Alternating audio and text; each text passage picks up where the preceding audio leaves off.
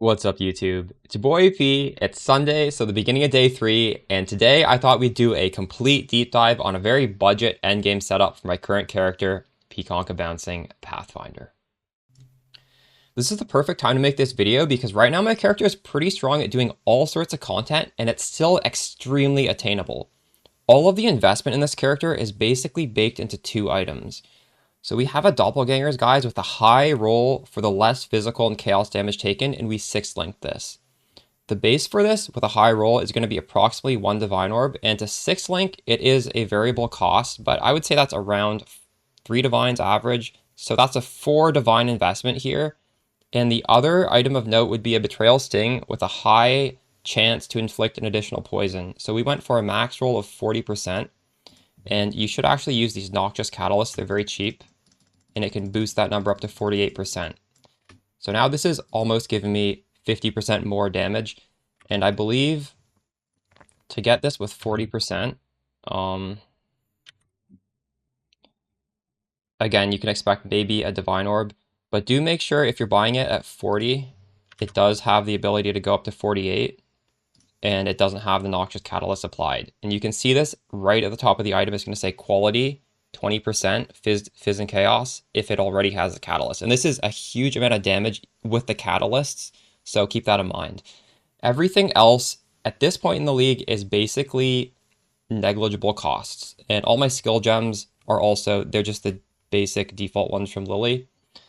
So this, a good league start goal to aim for. And I'd say it's comparable to the end of the league start build guide, the endgame setup. Let's start things off by talking about the new item here, Beacon of Madness 2-Stone Boots, which is a 1-5 chaos unique that has 3 different variants. If you're going to be using these boots, you want to look for the one that has enemies killed have a 40% chance to explode, dealing a quarter of the life as chaos damage. And that's the only line on here that really matters. The reason we're using this is because the new Fortress event in the League mechanic is pretty hard to defend, so you want as much clear as possible. And when you toggle this on, now suddenly every monster has an AoE explosion which does massive damage, so as you shoot into a stream of enemies, it's going to proliferate and just explode all of them at once, and it makes defending it a little bit easier. The downside of leaving this on too long is you start to ramp up a bunch of negative debuffs, and these aren't great. So you can't just leave this toggle on permanently. I generally will turn it on within the last few ways. Whenever the league mechanic starts to feel overwhelming, just press the button. And you can also use it as massive temporary clear by, for example, if you're doing a expedition, big boom, you press the button, suddenly hundreds of monsters spawn. Now you're going to press the button and shoot your PConc Bouncing, it's going to instantly destroy everything because the proliferation of these explosions, it's even going to go off screen. It just feels so nice, and you really have to leave it on for like 1 to 2 seconds. You don't even get the negative debuffs, as those completely go away when you toggle it off again. So this is a very cheap way to get Explode. The Explodes are technically even more powerful than the Athenas Gentle Touch Gloves. However, this is an extreme budget version, and if you did want to take this into higher budgets, you could consider using Asenath Gentle Touch instead, and that would give us permanent explosions, albeit slightly less strong explosions. But I'm very happy with these boots at the moment. I'm not entirely sure if I even want to swap over to a more expensive glove setup. As for the rest of the gear, Leper's Alms, mentioned this in the League Start video, 40% increased duration of ailments is a lot of damage. This gives us pseudo ailment immunity and shared suffering. So the way shared suffering works is if an enemy applies an ailment onto us, such as an ignite, we will then take it off and instantly reapply it to the enemy because PConc Bouncing just hits so fast all the time. It is not really reliable ailment immunity because if you're stepping on ground degen, it's just not going to help you there. But the main purpose of this shield is just a massive amount of energy shield, as well as the massive amount of damage from that increased duration of ailments on enemy's line. And this is 1 to 3 chaos. The Fury Valve has dropped in price. It's 13 chaos now. Very good pickup. As for all the rest of my gear, it is just T1 life if possible. Realistically, I don't have T1 life on anything. It's all like T3 Well, this is T1. But you would aim for T1 life and just cap your resistances. My resistances right now, I have 30 Chaos Res and 75 Ellie Res. If you do have Doppelgangers, guys, it's less crucial to cap your Chaos Res because you are taking 40% less Chaos damage taken. However, it would still be a good idea to get more if possible. But yeah, everything is pretty basic. And as for the hotbar down here, let's just go over this. So I have Vol Grace, which is a very good defensive button. You press this and your evasion will shoot up. Right now my evasion goes up to almost 90% when I press this. The evasion's, what is it, like 70% without. So if you're doing really difficult content or you're getting swarmed, this is a panic button to keep you alive. We obviously have the main skill, PConc bouncing. We have our travel skill. Now for shield charge, I do recommend you left click it and make sure always attack without moving is set to true.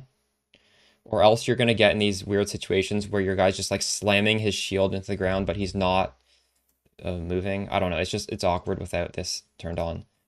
We have Frostblink. Technically, this could be Flame Dash, which has charges. In fact, I probably should swap that at some point. Blood Rage, you just press it once at the beginning of the map. And I guess if you don't kill anything for 12 seconds, you're going to have to press it again. And then Despair. Now, Despair now is supported by Hexbloom. So that means you will, as you kill stuff that are cursed, or I don't even think you need to kill it. It's just, oh yeah, you do. Then the curse will proliferate, which means you don't need to curse every single enemy. Technically speaking, an even comfier way to do this would be using Mark of Submission, which is a unique ring that just gives you the socketed gem cursed on hit.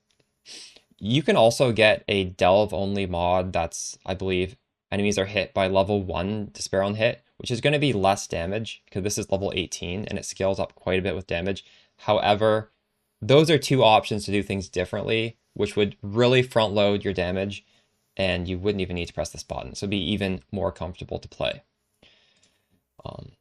Also of note, if you do choose to go Asenath gloves for the explosions, now you will have temp chains, so you don't need to use Despair. Although ideally, maybe if you have those gloves, you might want to find a way to get an additional curse so you can use both of them, because then that would be the way to really push the damage to the next level. So as you can see, we have dropped a few different skill gems. The first one is Withering Step. I do not need to use this anymore. And the reason why we dropped this is because I've chosen to take 5% chance when you inflict Wither to inflict up to 15 Wither debuffs instead. And remember, we have 20% chance to inflict Wither on hit. And we also have the Ascendancy, which gives us 25% chance to inflict Wither on hit. 5% is quite a low odds of getting 15 Wither debuffs. However, we have massive shotgunning projectiles, so we are able to inflict Withered regardless. We've also dropped Plague Bearer. That's a gem that just falls off in damage. We're not really scaling its damage. It's very nice in the campaign. It's very nice to get you through the Alice, but at some point you're just not going to want to press the button because, as you can see, all of these buttons, in my opinion, are more important than Plague Bearer. To actually look at the skill gems on my character, Shield Charge, supported by faster attacks and momentum to make it as quickly as possible. And we have Culling Strike support, so if an enemy boss is really low, I can technically just Shield Charge through him and he will die, as long as he has 10% life or lower. For the shield, we have our auras. So I'm using Flesh and Stone, Arctic Armor, and then Vol Grace. Where's Vol Grace? Right here. And 3 defensive auras. We have no offensive auras. Now that I finally have this extremely defensive body armor, I could consider dropping Flesh and Stone as well as Arctic Armor and replacing it with either Haste or Malevolence. And I think I might actually do that, but I'll try and wait until I get a Watcher's Eye that either gives me damage over time multiplier with Malevolence or maybe some sort of Haste modifier instead. There's a few good haste ones, they're not quite as good as the malevolence ones, and that'll help me decide which one I want to go. Haste, obviously, you're going to go through your maps more quickly, so if you already feel like you have adequate damage, that's going to be better. Malevolence is the best DPS aura, again, if you don't want these great defenses in Flesh and Stone as well as Arctic Armor. For Flesh and Stone, do make sure you're in the Sand stance, as that's the defensive one and the one you want. So the other links, Immortal Cry, cast with damage taken support. I decided to drop Steel Skin. Now Steel Skin is nice early because it removes bleeds and it is just a generic damage reduction. However, Immortal Call works very well with Aggressive Bastion because we have a lot of endurance charges. It's quite easy to generate them. And this has the more powerful defensive upside here. Blood Rage, Ball Grace. And in the gloves, we have Despair supported by Hex Plume, as well as Precision. We just need Precision high enough to make sure we have 100% chance to hit with the PConc of bouncing. Now, one way that you could really ramp up damage quite a bit further for pretty cheap, and I haven't done it yet, would be through upgrading these support gems. Right now we have Greater Multiple Projectiles, Greater Volley, Vicious Projectiles, Void Manipulation, Unbound Ailments supporting our PConc of bouncing. However, we would get a lot more damage if we had level 5 Awakened Vicious Projectiles, level 5 Void Manipulation support, and level 5 Unbound Ailments. And the way to get those cheap would be using a specific beast. So to cheaply make a level 5 Awakened version of either of those 3 support gems, you would buy 4 Wild Bramblebacks, which increase the level of non-corrupted Awakened gem by 1. So just put, for example, Awakened Void Manipulation into this crafting socket, and then you press craft. You gotta kill this beast, and it'll go up by 1 level. And it's important to get these Awakened skill gems to level 5 because that's when you get the massive power spike. They're always locked behind level 5. So you shouldn't wait for them to go 1 to 5 through playing the game. It just takes absurdly long. Just buy 4 of these beasts and you get the huge reward of the power spike. The last little bit of gearing is to craft as well as automate your utility flasks. So we have a Jade, Quicksilver, as well as Silver flask. And they do have this light blue line that says reuse at end of flask effect in order to automate them. Now, I might actually advise you guys use used when charges reach full because this is a little bit more convenient. As soon as you kill a monster and you have full flash charges, it goes on cooldown, so you never have to start these.